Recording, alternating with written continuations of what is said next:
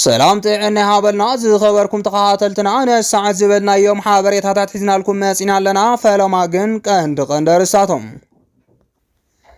ህወሓት ኣብቲ ሎማዓንቲ ዘካየዶ ወሳነ ኣኼባ ማእኸላይ ኮሚቴ እትውድብ ብዝለዓለ ዕጀባን ኣብታ ኣዳራሽ ዝተዓጠቐ ሰብ ከይኣቱን ብዝኸልከለ መልክዑ ይካየድ ምህላው ተሓቢሮም ሰራዊት ብልጽግና ኣንጻር መንሰይ ትግራይን ኤርትራን ቃልሲ ጀሚሮም ህወሓት ዝእከበሉ ዘሎ ኣዳራሽ ብዝለዓለ ደረጃ ዝተዓጠቑ ሓይልታት ተኸቢቦም ሓይልታት ምክልኻል ትግራይ በቲ ቅድሚ ሕዚ ዝሃብዎ ዓሸራ ብብልጽግና ይህደኑ ከም ዘለው ዝገልጽ ዜና ወፂኡ እዚኦምን ካልኦትን ኣለውና ሕጂ ድማ ናብ ዝርዝሮም ህወሓት ኣብቲ ሎማዓንቲ ዘካየዶ ወሳነ ኣኼባ ማእኸላይ ኮሚቴ እትውድብ ብዝለዓለ ዕጀባን ኣብቲ ኣዳራሽ ዝተዓጠቐ ሰብ ከይኣቱን ብዝኸልከለ መልክዑ ይካየድ ምህላው ተሓቢሮም ውድብ ህወሓት ኣብ ሰሙን እዚ ኣዝዩ ወሳኒ ዝበሃል ኣኼባ ከካይድ ከም ዝኾነ ክግለጽ ፀንሐ ኮይኑ እቲ ኣኼባ ድማ ሎሚ ብዕሊ ከም ዝጅመር ይንገረሉ ከምቲ ኩሉ ግዜ ዝበሃል ድማ ውድብ ህወሓት ኣብ ዘካየዶ ኣኼባ ብርክት ዝበሉ ቅድሚ እቲ ኣኼባ ብዝመፁ ዘይስሩዕ ሓበሬታታት እቲ ኣኼባ ንምሕማስ ዝምክሩ ኮይኖም ሎሚ ድማ ከም ቀደሙ ብርክት ዝበሉ ዘይስሩዕ ሓበሬታ እንዳቃልሑ ከም ዘለው ይሕበር ኣሎም ብመሰረት ድማ ገና እቲ ኣኼባ ከጀመረ መን ምስ መን ከም ዝውደብ መን ካብቲ ውድብ ከም ዝእገድ ቀዲሞም ብሽመልስ ኣብዲሳ ዝበጀተሎም ወሃብቲ ቃላት ብልጽግና ኦሮሚያ ሓበሬታ ክወፁ ጀሚሮም ኣለው ብመሰረት ድማ ኣብ መንጎ ኣይተ ዓለም ገብረ ዋህድን ወይዘሮ መንጀሪኖን ከቢድ ዝበሃል ፖለቲካዊ ኣፈላላይ ከም ዝተፈጠረ ዝተገለጸ ኮይኖም ሎሚ ናብቲ ኣኼባ ዝኣተዉ ኣመራርሓ ድማ ኣብ ልዕሊ እዚኦም ዘሎ ኣፈላላይ ንምፍታሕ ዝዓለመ ምዃኑ ይሕበር ኣሎም ናይ ሎሚ ኣኼባ ማእኸላይ ኮሚቴ ህወሓት ኣብ ታሪክ እትውድብ ዝለዓለ ፈተነ ዝሓዘለ ከም ዝኾነ ዝንገረሉ ዘሎ ኮይኑ ናይ ዝዋና ምክንያት ድማ ኣብዚ ሕጂ ሰዓት እትውድብ ካብ ስልጣን እትኽልል ርሒቁም ካብ ጸላኢ ከቢድ ዝበሃል ፈተና ገጢምዎ ኣብ ልዕሊ እዚ ድማ ውሽጣዊ ኣፈላላይ ኣጋጢምዎ ዝካየድ ዘሎ ምዃኑ እዩ ብፍላይ ናይ ብልጽግና ሓለፍቲ ዝኾኑ ከም በዓል ሽመልስ ኣብዲሳ ኣብዚ ሕጂ ሰዓት ኣብ ሓድነት ህወሓት ኣትዩ ዕንቅፋት ክኸውን ዝኽእል ዝኾነ ይኹን ሰብ በጀት ክህቦን ስልጠና ከጀምረን ድሉ ምዃኑ ዝንገረሉ ኮይኑ እዚ ድማ ውድብ ህወሓት ናብ ፈተና ከኣትዉ ምክንያት ከም ዝኾኑ ይንገረሉ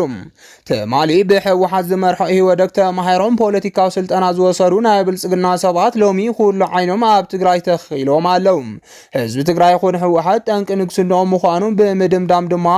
ኣሎ ዝበሃል በጀት እቲ ሃገር መዲቦም ካብ መራሕቲ ትግራይ ክሳብ በብወረዱ ዘሎ ህዝቢ ንምብታን ቆሪፆም ተላዒሎም እዮም ኣብ ሕድሕድ ምንቅስቃስ ተጋሩን ኣመራርሓቱን እንዳኣተው ድማ ትግራይ ማእኸል ሕንፍሹሽ ንምግባር ቆሪፆም ተላዒሎም ከም ዘለው ይሕበር ኣሎም ስለዚ ድማ ሎሚ እውን ከም ቀደሞም ኣብቲ ማእኸላይ ኮሚቴ ህወሓት ኢዶም ኣትዮም ኣዝዩ ሓደገኛ ክስተት ክፍፀም ንክገብሩ ኣብ ምንቅስቃስ ይርከቡ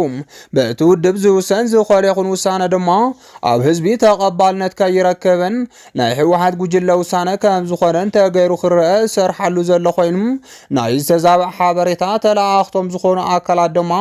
ኣብ ትግራይ ብዘለው ተወከልቶም ኣቢሎም ሓበሬታ ከዛብዑ ጀሚሮም ኣለው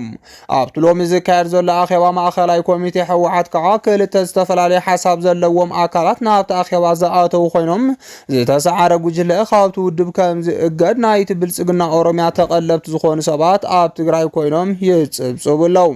ልክዕ ቅድሚ ሕዚ ከምቲ ኣብ ልዕሊ ነበር ተጋዳሊት ኣዜብ መስፍንን ኣባይ ወልዱን ዝተገበረ ገምጋምን እገዳን ሎሚ ድማ ኣብ ልዕሊ ዓለም ገብረ ዋህድ ወይ ድማ መንጀሪኖ እገዳ ክግበር ከም ዝኽእል ይሕብሩሎም እዚ ሓበሬታ ዋላ እኳ ሙሉእ ብሙሉእ ሓሶት እንተኾነ ኣብ ውድብ ህወሓት ዘሎ ኣፈላላይ ድማ ከምቲ ኩሉ ግዜ ዝግበር ብገምጋም ከም ዝፍታሕን ህዝቢ ካብ ዝተፈላለዩ ናይ ኣሉባልታ ሓበሬታ ክርሕቕ ከም ዝግባኣን ፃውዒት ቀሪብሎም ብተወሳኺ እውን ናይ ትግራይ ፀጥታ ኣካላት ብዝለዓለ ደረጃ ናብ ከተማ መቐለ ኣትዮም ከም ዘለውን ምስ ኣኼባ ማእኸላይ ኮሚቴ ህወሓት ዝተተሓዘ ናይ ፀጥታ ግድፈት ከይህሉን ኣብ ልዕልቶም ዘይስሩዕ ሓበሬታ ዘቃልሑ ዘለው ድማ ተሓታትነት ክህሉን ዝዓለመ ምንቅስቃስ ጀሚሮም ምህላኦም ተሓቢሩሎም ኣብ ሓወልቲ ሰማዕታት ዝግበር ኣኼባ ማእኸላይ ኮሚቴ ህወሓት ንብልጽግና ዝጸሉ ከም ዝኾነን ኣብ ምጥያሽ ፕሬዝዳንት ግዝያዊ ምሕዳር ስርዓት ብልጽግና ምስሌኔ ዝኾኑ መራሕቲ ከይሾሙ ዝከላኸልን ምስ ምዃኑ ናይ ፀጥታ ፀገም ዘምጽእ ስጉምቲ ኣብ ብልጽግና ክህልዎ ከም ዝኽእል ድማ ይንገረሉሎም ነዝሕሉ ድማ ካብ ኩሎም ናይ ጸጥታን ድሕነትን ትግራይ ዝተሓወስዎ ሓለዋ ኣብ ኣዳራሽ ሓወልቲ ሰማዕታት ከም ዘሎን ማእኸላይ ኮሚቴ ህወሓት ዘካይዶ ዘሎ ኣኼባ ብዝተዓጠቑ ኣባላት ጸጥታ ትግራይ ክኽበብ ከም ዝተገበረን ተሓቢሩ እዮም። ነዚ ስዒቡ ድማ ኣብ ዝሓለፈ ሽሞም ከጸልሞም ዝጸንሐ ጀነራላት ትግራይ እውን ሎሚ ንእኩይ ዕላምኦም ክእከቡ ክብሉ ሒዘዮም ኣለኹ ዝብል ትልሚ ኣብዩ ክህሉ ስለ ዝኽእል ናይ ውሽጥን ናይ ደገን ሓይልታት ዝከላኸል ጸጥታ ትግራይ ንኣዳራሽ ሓወልቲ ሰማዕታት ከቢብዎ ይርከብ። ሰራዊት ብልጽግና አንጻር መንእሰይ ትግራይን ኤርትራን ቃልሲ ጀሚሮም። ስርዓት ብልጽግና ሎሚ እውን ተንኮል ዝተመልኦ ናይ ጥልመት ስትራቴጂ ዝሓዘ ፖለቲካዊ ኣካይዱ ከም ዝጀመረ ዝገልጽ ዜና ተዘርጊሑ ምስ ትግራይ ብዝለዓለ ኣብ ቅድሚ ዓለም ለኸ ማሕበረሰብ ዝፈረመ ቀያዲ ዝበሃል ውዕል ሰላም ፕሪቶርያ ዘለዎ ኣብይ ኣሕመድ ሎሚ ኣብ ቅድሚ ዓለም ናይቲ ውዕል ተሓላቒ ኣብ ውሽጢ ሃገር ድማ ናይቲ ውዕል መፍረሲ ኮይኑ ክርአ ጀሚሩሎም። ምክንያቱ ድማ ሎሚ እውን ትግራይ ኣንበርክኽኩን ኢሉ ስለ ዝኣምንን መናሃርያ ኩሎም ጸላእተይ ሓይልታት ማእኸል ፖለቲካዊ ስሕበትን ክትከውን እያ ካብ ዝብል ስጋት ዝተለዓለ ከም ዝኾነ ድማ ይንገረሉ። ብመሰረት እዚ ድማ ተጋሩ ምጥቃዕን እቲ ውዕል ምፍራስን ዋና ስርሒ እዩ ኢሉ ዝጀመረ ኣብይ ኣብ ልዕሊ ትግራይ ወሳኒ ዝበሃል መጥቃዕቲ ጀሚሩሎም። እዚ መጥቃዕቲ ድማ ብዋናነት ኣብ ልዕሊ ሰራዊት ትግራይ ዝገብሮ ምዃኑ እንዳተገለጸ ይርከብ። ከም ዝፍለጥ ሓይልታት ምክልኻል ትግራይ ብመስዋዕቶም ዘምጽእዎ ስምምዕነት ፕሪቶርያ ከም ዝጸልዎምን ብዋናነት ተደራዳርነት ተጠቀምትን እቲ ውዕል ምዃኖም ይንገረሎም። እቶም ሽሞም ክጽዋዕ ብኸቢድ ዘርዕዶ ኣብይ ኣሕመድ ድማ ተቐዳዲሙ ነዞም ኣባላት ሰራዊት ትግራይ በቲ ውዕል መሰረት ዕጥቆም ከርግፎም እዩ ተራእዩ። እዚ ዋላ እኳ ካብ ብዙሓት ተጋሩ ተቃውሞ ዝገጠሞ ስጉምቲ ኣብይ እንተኾነ ምእንተ ሰላም ክበሃል ግን ትግራይ ዝነበራ ከበድቲ ኣጽዋራት ከተረክብን እግረኛ ዋጋት ዕጥቂ ክትፈትሕን ክኢላ እያ። ይኹን እምበር ኣብዚ ንብዙሓት ተጋሩ ቅሬታ ዝፈጠረ ክስተት ከም ዝነበረን እቲ ክስተት ድማ ኣባላት ሰራዊት ትግራይ ዓሸራ ክህቡን ዝብል እዩ።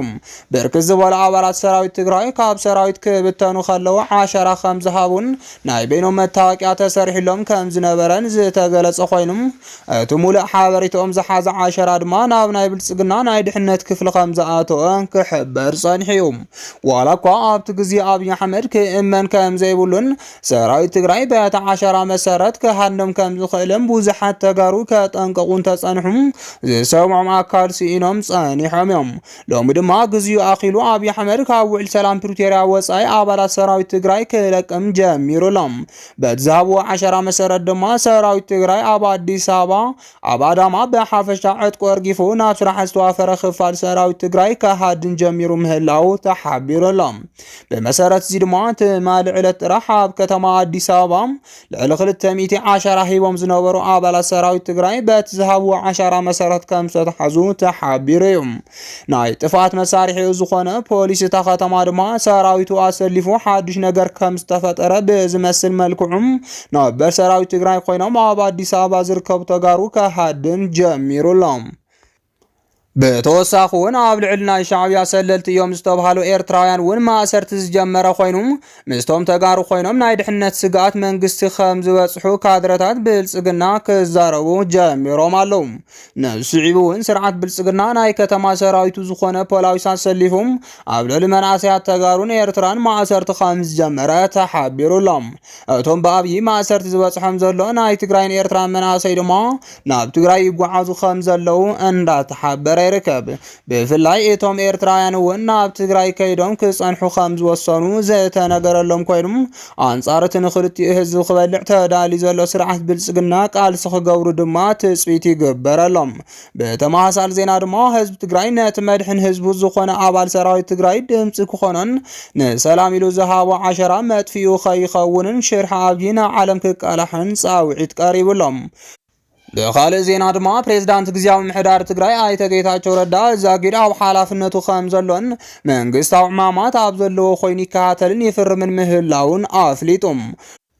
برد مزتبه عالم لخاو ميديا قال مللس زغبره بريزيدانت ጌታቸው ረዳ ኣብ ቀጻሊ ንትግራይ መን ይመርሕ በዘየገደስ ስምምዕ ፕሪቶሪያ ንምትግባር ምስ ፌደራል መንግስቲ ተቀራሪቡ ከም ዝሰርሕ ተመዛበልቲ ከም ዝምልስን ምርጫ ከም ዘካይድን ኣፍሊጦም እዚ ኣብ ትግራይ ንዘሎ ቅልውላው ተሓታቲ መሪሕነት ሕወሓት እዩ ዝበለ ፕሬዝዳንት ጌታቸው እዚ ጉጅለ እዚ ግዝኡ ከም ዝወደአ ምቅባል ኣገዳሲ እዩ ውን ይልሎም መጻኢ ዕድል ትግራይ በቶም ናብ መከራ ዝመርሕዋ መሪሕነት ሕወሓት ክውሰን ከም ዘይብሉ ዝሓበረ ፕሬዝዳንት ጌታቸው ናብ ዘብጽሕና ተሓሳስባ እንድሕር ዘይተቀየረ ውን ጸገም ትግራይ ኣይፍትሐን ክብል ግልጽ ገይሮም መጻኢ ትግራይ ኣብ ህልውና ትግራይ ኣሚኖም በዝቃለሱ መናሰይ ወለዶ ክቀረጽ ይግባእ ዝበለ ኣቶ ጌታቸው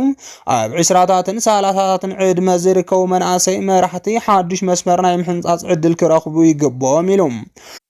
ኣብ ቀረባ ናብ ኢትዮጵያ ተመሊሱ ከም ዝመጽእ ዝገለጸ እቲ ፕሬዝዳንት ይኹን እምበር ኣብ ትግራይ ዘሎ ፖለቲካዊ ኩነታት ግና ንውልቃዊ ድሕንነቱ ከም ዘስግኦ ሓቢሮም ዝኸበርኩም ተኸታተልትና ነሰዓት ዝበልናዮም ሓበሬታታት ነዚኦም ይመስሉ ነይሮም ንምክትታልኩም ካብ ልቢ ንመስግን